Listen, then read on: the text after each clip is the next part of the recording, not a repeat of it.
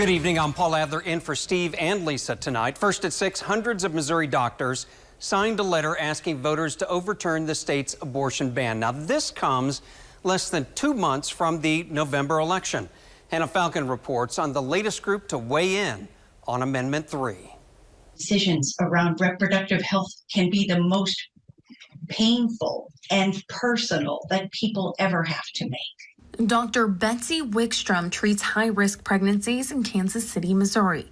Since Missouri's abortion ban snapped into place 2 years ago, Wickstrom says she's sending patients over state lines for abortions in the most extreme cases. They're sitting in my exam room with blue lips, tugging for breath, literally suffocating in my exam room.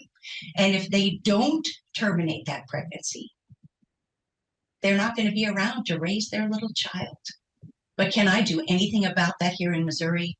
No. Wickstrom joins the group of more than 800 healthcare professionals who signed a letter Monday supporting Amendment 3, a ballot measure that aims to restore access to abortion in Missouri. Missouri's current law creates a balance and protects the health and safety of women. Bob Onder is a former state senator and also a doctor. He wrote some of the language for Missouri's current abortion ban. He refutes the claims made in the letter.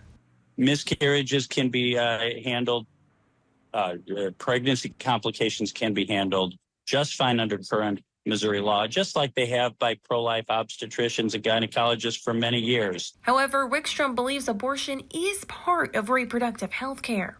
Politicians are not more qualified than doctors to help our patients make decisions around their reproductive health care. I have a medical background. I helped write some of Missouri's pro-life laws to both protect the unborn, but also to protect the health and safety of women. Missourians will vote on Amendment 3 in November. If it passes, Missouri would become the first state to overturn a total abortion ban with a vote of the people.